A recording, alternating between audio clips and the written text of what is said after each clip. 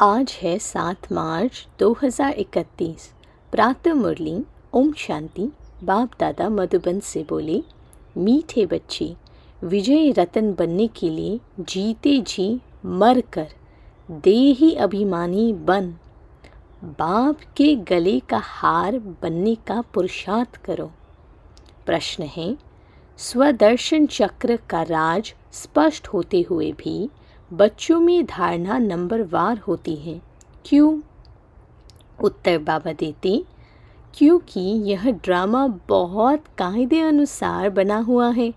ब्राह्मण ही 84 जन्मों को समझकर याद कर सकते हैं, लेकिन माया ब्राह्मणों को ही याद में विघ्न डालती है, घड़ी घड़ी योग तोड़ देती है।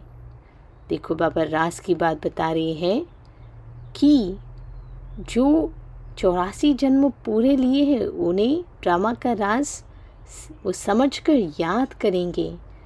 स्मृति में सदा इमर्ज रहेगा ये कि मैं पूर्वज आत्मा हूँ, मैं पूजनीय आत्मा हूँ, मैं आधार मूर्त हूँ और ये जन्म मेरा मर जीवा जन्म है। अगर कोई मर गया और तो फिर उसका जो भी रिएक्शन इफ़ेक्ट जो भी है कुछ नहीं रहता, वो बस परफेक्ट रह जाता है।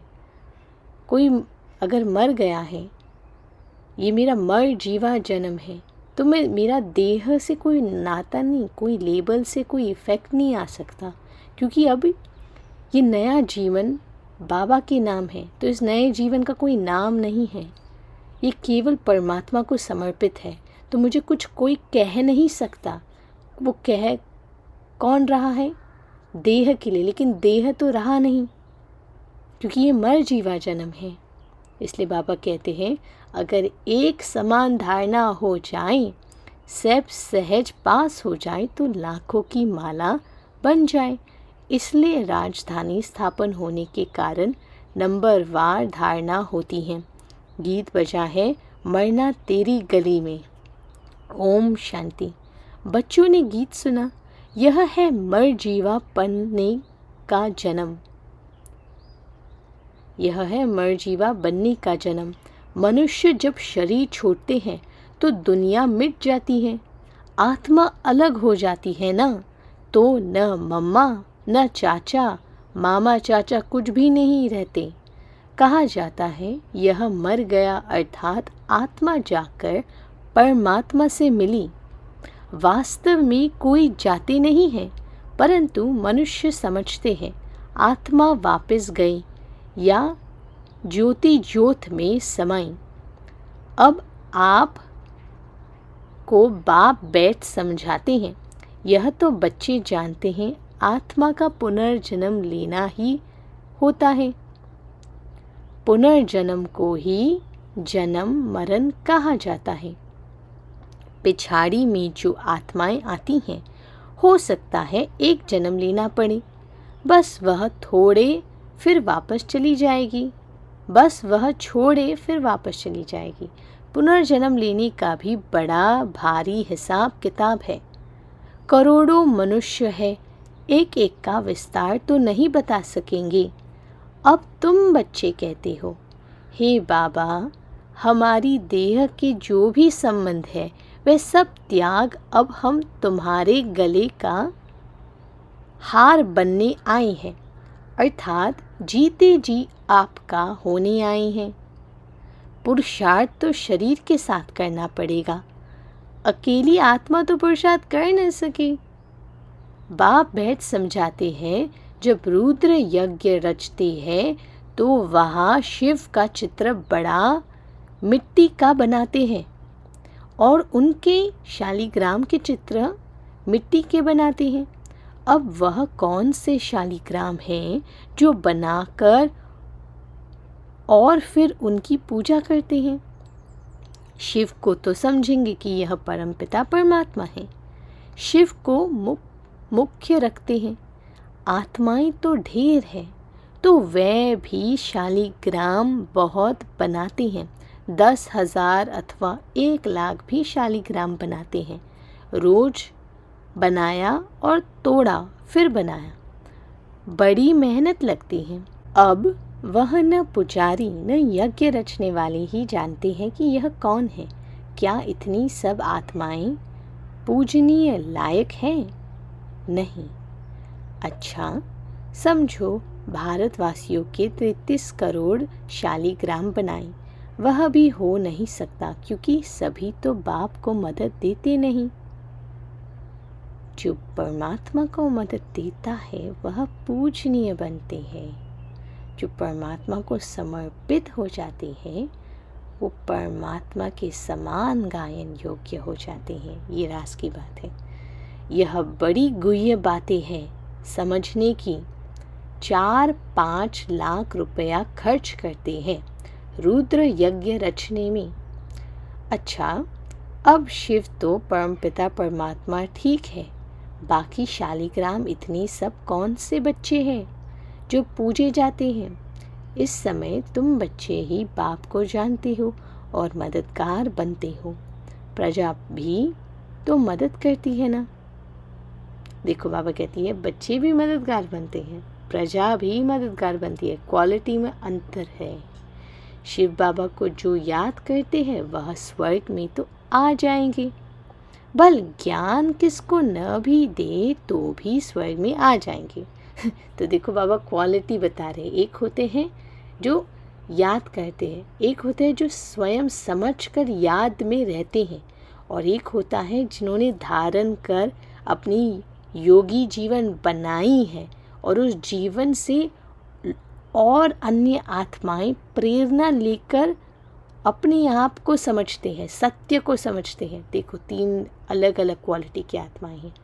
बाबा तो सभी का बाप है ना, तो वो सभी को, चाहे शक्तिशाली आत्मा हो या नॉर्मल आत्मा हो, सभी को उस सभी का बाप है। तो इसलिए बाबा सभी को बोल रहे हैं, लेकिन चेक करना है कि मैं कौन सी आत्मा हूँ। याद और योगी जीवन वाली आत्मा हूँ। तो बाबा आगे कहते हैं वह तो कितने ढेर होंगे, परंतु मुख्य 108 है। देखो बाबा ने इस लाइन में क्लियर कर दिया। मम्मा भी देखो कितनी ज़बरदस्त रतन है, कितनी पूजी जाती हैं।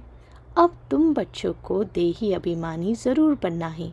जन्म जन्मांतर तुम देह अभिमानी रहे हो। कोई भी मनुष्य ऐसे नहीं कहेगा कि मैं आत्मा परमपिता परमात्मा की संतान हूँ। संतान है तो उनकी पूरी बायोग्राफी मालूम होनी चाहिए। पारलौकिक बाप की बायोग्राफी बड़ी ज़बरदस्त है। तो बच्चे कहते हैं अब जानते हैं, अब जीते जी मरकर बाबा हम आपके गले का हार ज़रूर बनेंगे। आत्माओं को भी बड़ी बड़ी माला है, आत्माओं की भी बड़ी बड़ी मालाएं हैं। वैसे ही फिर मनुष्य सृष्टि की बड़ी माला है। प्रजापिता ब्रह्मा है मुख्य, इनको आदम आदि देव महावीर भी कहते हैं। अब यह बड़ी गुह्य बातें हैं। तुम समझते हो हम सब आत्माएं एक निराकार बाप की संतान हैं, और यह मनुष्य सृष्टि का सारा सिलसिला है जिसको जीनियोलॉजिकल ट्री कहा जाता है। जैसे सरनेम होता है ना, अग्रवाल, फिर अनेक बच्चे पोत्रों अग्रवाल ही होंगे। अच्छा, तब फिर उनके बच्चे पोत्रों भी अग्रवाल ही होंगे। सिलसिला बनाते हैं ना, एक तो फिर बढ़ते बढ़ते बड़ा झाड़ हो जाता है। जो भी आत्माएं हैं वह शिव बाबा के गले का हार है। देखो बाबा वह कह रही है कि सारी आत्माएं शिव बाबा वना परमात्मा के बच्चे हैं, लेकिन कोई सगे हैं कोई लगे हैं। बाबा इसलिए कह रही हैं वह तो अविनाशी है ना। प्रजापिता ब्रह्मा भी तो है। नई दुनिया कैसे रची जाती है? क्या प्रलय हो जाती है?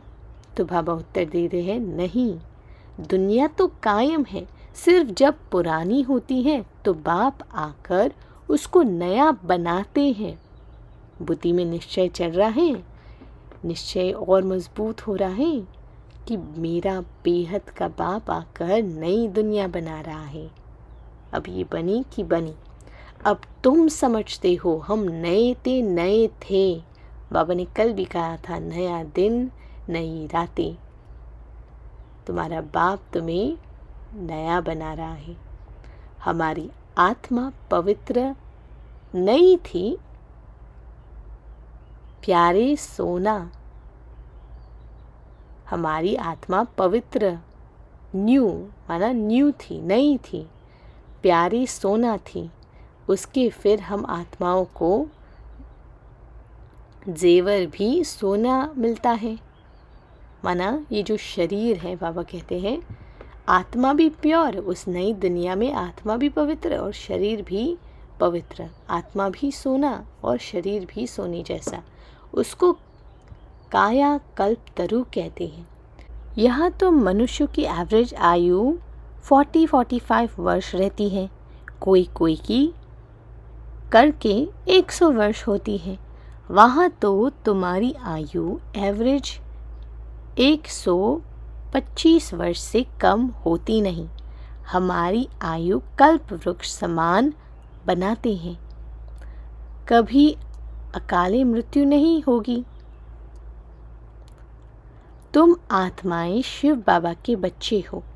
ब्रह्मा द्वारा जरूर ब्राह्मण पैदा होंगी, उनसे फिर प्रजा रची जाती है। पहले पहले तुम ब्राह्मण बनते हो। ब्रह्मा मुख वंशावली। इस लाइन में कितनी गुह्य पॉइंट है, देखिए। ब्रह्मा द्वारा ब्राह्मण पैदा होते हैं, जिनके द्वारा फिर प्रजा रची जाती है। तो हम ज्ञान में आए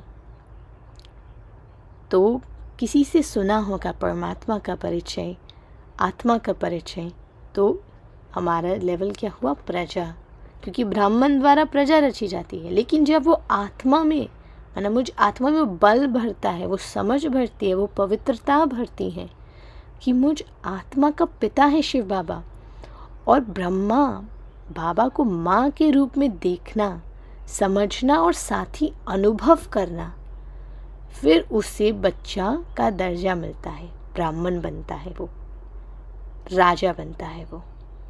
तो स्मृति में क्या होना चाहिए कि मैं आत्मा परमात्मा की संतान हूँ, ब्राह्मण कुलभूषण हूँ, ब्रह्मा मुख वंशावली हूँ। ये जब निश्चय बैठ जाएगा तब कहेंगे सच्चा ब्राह्मण जो औरों को समझा सकता है। तो ये सारी निश्चय की बात है। फिर बाबा आगे कहते हैं शिव बाबा तो एक है, फिर माता कहाँ? यह बड़ा गुह्य राज है। मैं इन द्वारा आकर तुम बच्चों को एडॉप्ट करता हूँ। देखो बाबा भी नेक्स्ट लाइन में बाबा ने बता ही दिया। तो ब्रह्मा बाबा को माँ समान देखना, आत्मा की माँ होगी ब्रह्मा और आत्मा का पिता है परमात्मा। तो माँ बाप को तो ईश्वर का दर्जा दिया है, क्योंकि हाँ हमारा आत्मा की माँ है ब्रह्मा। बाबा भक्ति में कहते हैं ना, ब्रह्मा द्वारा सृष्टि रची गई। जो रचता करता है, जो रचने करने का माध्यम बनता है, वो माँ बन जाता है। और हमारे पिता ने हमें रचा ब्रह्मा माँ द्वारा, मुख वंशावली। तो ये जो माँ वाली फीलिंग आएगी ना, माँ अपने बच्चों को हर उस बुरी चीज़ से हमेशा प्रोटेक्ट करती है, और बाप लायक बनाता है कि कैसे सामना कर सके, और बुराई को अच्छाई में परिवर्तन करना सिखाता है, बल भरता है। तो ये अनुभव सदा होना कि मैं तो ये कोई सन्यासी जीवन नहीं है, ये जो हम राजयोग जीवन जी रहे हैं, इसमें हमारा माँ भी है, बाप भी है और पूरा परिवार भी है, लेकिन ये आत्मिक है, ये सत्य है। तो फिर बाबा आगे कह रहे हैं, तो तुम पुरानी दुनिया से जीते जी मरते हो। इसमें भी देखो कितनी पॉइंट है रास की। मैं इन द्वारा आकर तुम बच्चों को एडॉप्ट करता हूँ, तो तुम पुरानी दुनिया से जीते जी मरते हो। अरे पुरानी दुनिया से मर गए तभी तो ये सत्य नया जो जीवन है जिसमें सत्य परिवार है, सत्य अनुभव है, सत्यता की शक्ति है, उसे अनुभव कर पाएंगे। पुरानी दुनिया से मैं आत्मा मर गई, तभी तो मैं नई दुनिया में जी सकती हूँ। इसलिए बाबा कहते हैं वह जो अडॉप्ट करते हैं वह गहन देने के लिए करते हैं। अच्छा, बाबा लौकिक दुनिया की बात कर रहे हैं, मना दुनिया में जो अडॉप्ट करते हैं वह धन देने के लिए करते हैं। बाप अडॉप्ट करते हैं स्वर्ग का वर्षा देने के लिए, लायक बनाते हैं, साथ में ले जाएंगे। इसलिए इस पुरानी दुनिया से जीते जी मरना ही। बाप अडॉप्ट करते हैं स्वर्ग का वर्षा देने के लिए, लायक बनाते हैं, साथ में ले जाएंगे। इसलिए इस पुरानी दुनिया से जीते जी मरना है। ये बुद्धि में फिट हो, सोते जागते ये बस स्मृति की खुशी हो कि मेरा बेहद का बाप मुझे स्वर्ग का वर्षा देने आ रहा है, और ये निश्चित है। तो वर्षा क्या है? एक तो स्वराज्य अधिकारी, सो विश्व राज्य अधिकारी, कोई साधारण आत्मा नहीं, विश्व का राजा। और ये स्वयं मैं आत्मा दिल से जब स्वीकारूंगी तभी तो ऐसा कर्म मेरे से होगा जो सारी आत्माएं पूरे विश्व में ये दिल से स्वीकारेगी, क्योंकि इतनी ऑटोमेटिकली आपकी देने की क्षमता बढ़ जाएगी। सूर्य कैसे? सूर्य बस अपना स्थित है, ऑटोमेटिकली उसकी किरणें चारों तरफ फैलकर ऊर्जा भर दे रही है, जीव को चला रही है। जीवन जैसे कहते हैं ना साइंस में, तो ऐसा होगा। फिर बाबा आगे कह रहे हैं गृहस्थ व्यवहार में रहती पवित्र बन बाप का बनना है। हम वहाँ के रहने वाले हैं। फिर सतयुग में सुख का पाठ बजाया। हम परम धाम के रहने वाले हैं। फिर सतयुग में सुख का पाठ बजाया। यह बातें बाप समझाते हैं। शास्त्र में तो है, शास्त्र में तो है नहीं। अब बाप बैठ तुम आत्माओं को पवित्र बनाते हैं। आत्मा की मैल निकलती है, तुमको ज्ञान का तीसरा नेत्र मिलता है। उन्होंने फिर तीजरी की कथा बैठ बनाई है।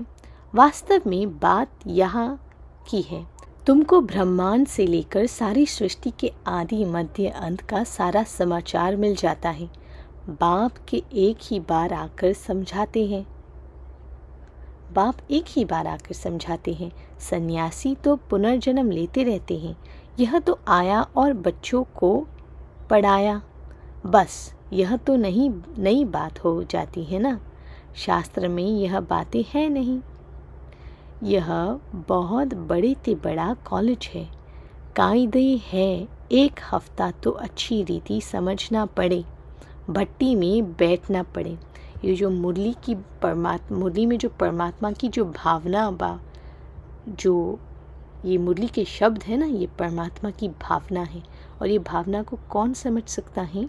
जिन्होंने अच्छी रीति डिसिप्लिन से भट्टी में बैठे हैं। भट्टी में बैठना माना वो जो एक हफ्ता जो आत्मा की क्लेंजिंग होती है, क्लियरिंग होती है, जिसे हमने राजयोग का कोर्स कर समझा है, वो करना पड़ेगा।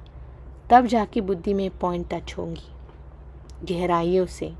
फिर बाबा कहते हैं गीता का पाठ अथवा भागवत का पाठ भी एक हफ्ता रखते हैं ना, तो 7 रोज़ भट्टी में बैठना पड़े। विकारी तो सभी हैं, भले सन्यासी घर बार छोड़ निर्विकारी बनते हैं, फिर भी जन्म विकार से लेकर फिर निर्विकारी बनने के लिए संन्यास करते हैं।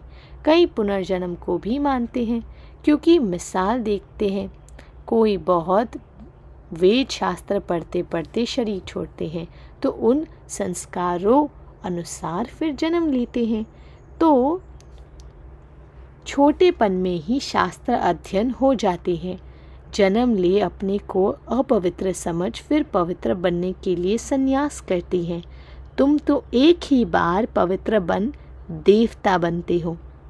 अंतर देख पा रही हूँ?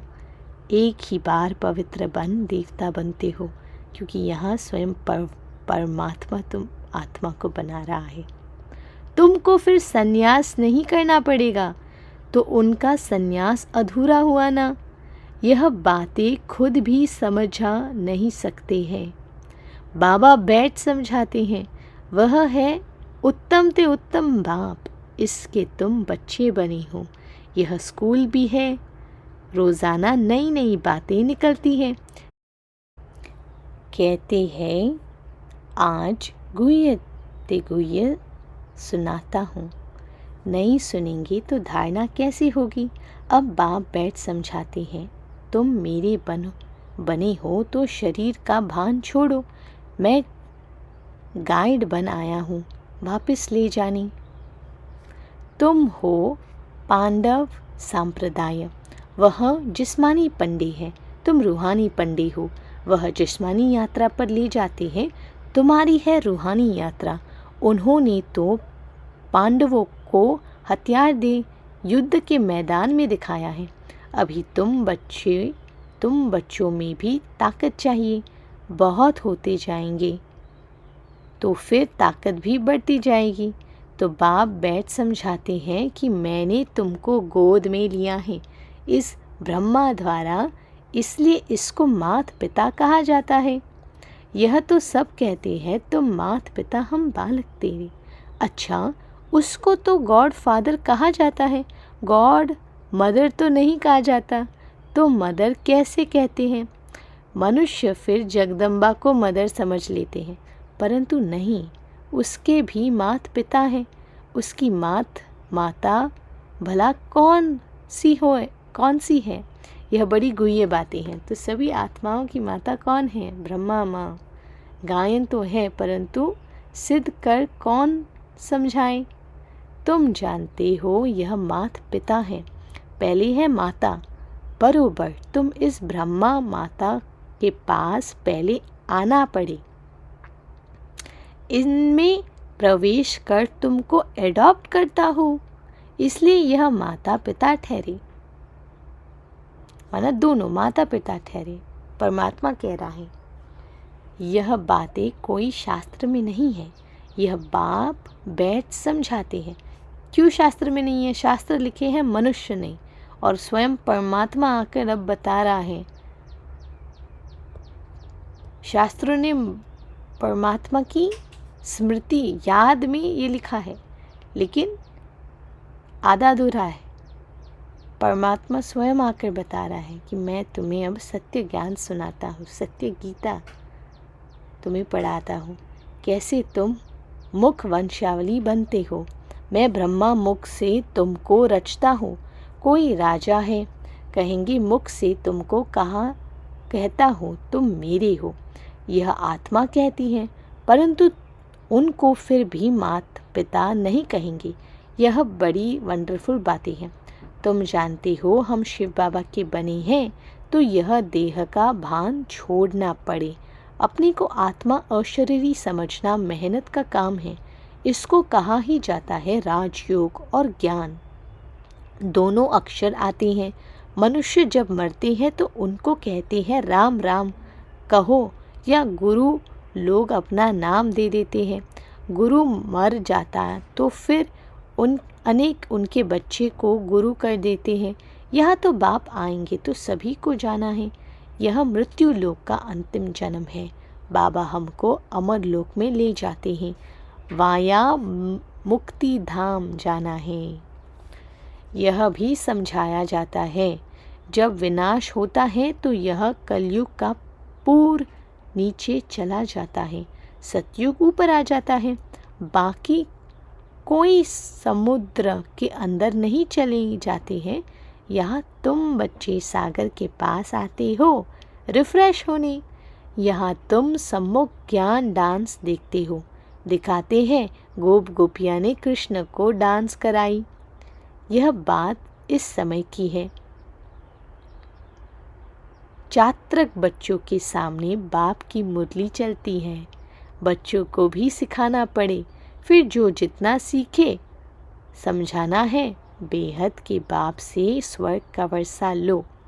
हे भगवान कहते हो, वह तो है रचयिता, ज़रूर स्वर्ग ही रचेगा।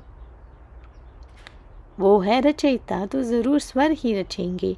यह एक ही बाप है जो स्वर्ग रचते हैं, वो फिर आधा कल्प चलता है।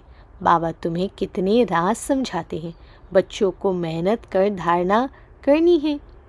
स्वदर्शन चक्र का राज भी बाबा ने कितना साफ बताया है। 84 जन्मों के चक्र को ब्राह्मण ही याद कर सकते हैं। यह है बुद्धि का योग लगाकर चक्र को याद करना। बुद्धि का योग परमात्मा से लगाकर चक्र को याद करना है। परंतु माया घड़ी घड़ी योग तोड़ देती है, विघ्न डालती है। तो बाबा ने इसका तोड़ बताया था 2 दिन की मुरली में कि माया भी नमस्कार किन आत्माओं को करेगी, जो अपने आप को पूर्वज स्थिति में स्थित स्वरूप में रखेंगे। पूर्वज स्वरूप, आधार मूर्त, उद्धार मूर्त आत्मा हो। पूर्वज आत्मा की सीट पर सेट होना है, परमात्मा से कनेक्ट होना है और फिर चक्र घुमाना है। देखिए अपने आप को ये करते हुए कि मैं पूर्वज आत्मा हूँ। बाबा और मैं कंबाइंड, बाबा मेरे ब्रिकुटी में आकर ही बैठ गया है और फिर बुद्धि में चक्र घुमाना है। मैं आत्मा कंबाइंड। जब आत्मिक स्थिति मेरी जागृत है तो मैं संपूर्ण देवता, 16 कला संपूर्ण, संपन्न, निर्विकारी, निरहंकारी, कल्पतरु जैसे बाबा ने आज कहा। फिर देखना है कि जब मैं आत्मा परमात्मा के अंदर लीन एकदम बिल्कुल समर्पण हो जाती हूँ, कोई इच्छा नहीं, इच्छा मात्रम अविद्या, बस जो है वो सब बाबा, बाबा ही संस्कार, बाबा ही संसार। तो ऐसी मूर्त, ये है पूजनीय मूर्त, जिसे पूरा विश्व की प्रकृति और विश्व की अनन्य आत्माएं पुकार रही हैं। और जब मैं आत्मा इस स्थिति में स्थित हो जाती हूँ, मेरी स्मृति में भी जब ये बात आएगी ना, तो विश्व की जो अनन्य आत्माएं हैं, उनकी सारी मनोकामनाएं, शुभ इच्छाएं स्वतः ही पूर्ण हो जाती हैं। ऑटोमेटिकली उन्हें संतुष्टता मिलती है। ये विज्ञान, मेटाफिज़िक्स का ही ये लॉ है। बहुत सूक्ष्म बातें हैं जो बस शांति में अनुभव होती हैं। तो ये क्या, कौन सी स्वरूपानी है? मैं पूजनीय आत्मा, इच्छा मात्र अविद्या, परमात्मा में सब समर्पण। फिर आगे आना है ब्राह्मण साकार में। साकारी तन है, कोई साधारण तन नहीं, परमात्मा का रथ है। परमात्मा जब चाहे इसका उपयोग करते, कर्म करते हैं स्वर्ग की स्थापना करने के लिए।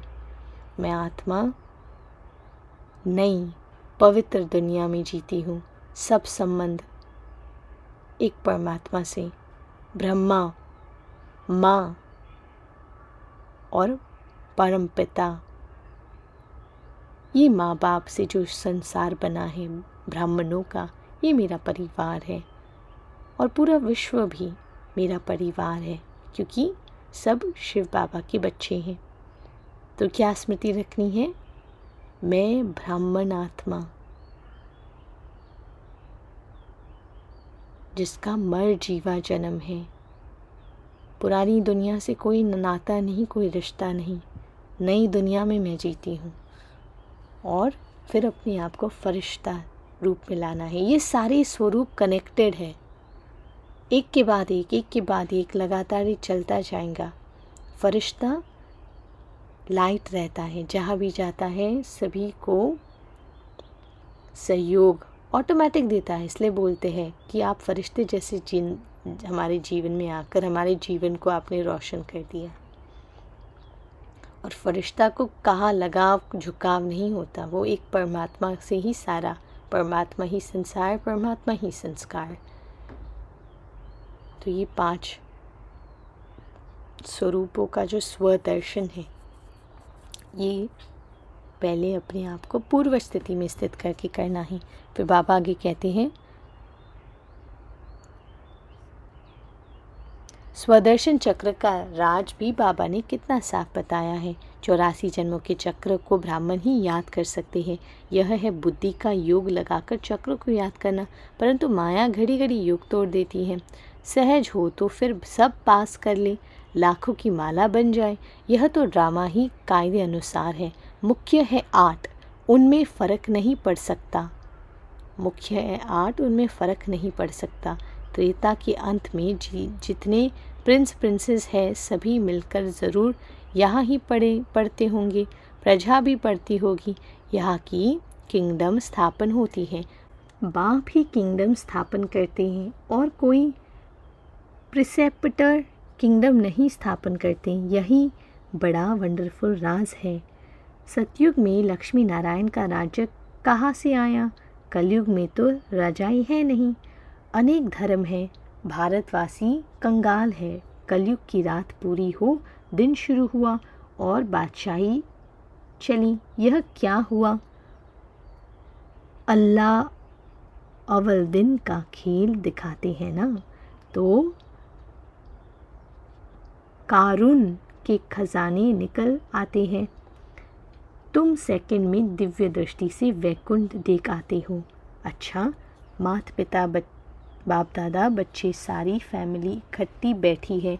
मीठे मीठे सिकिलते बच्चों प्रति माता पिता बाप दादा का याद प्यार और गुड मॉर्निंग।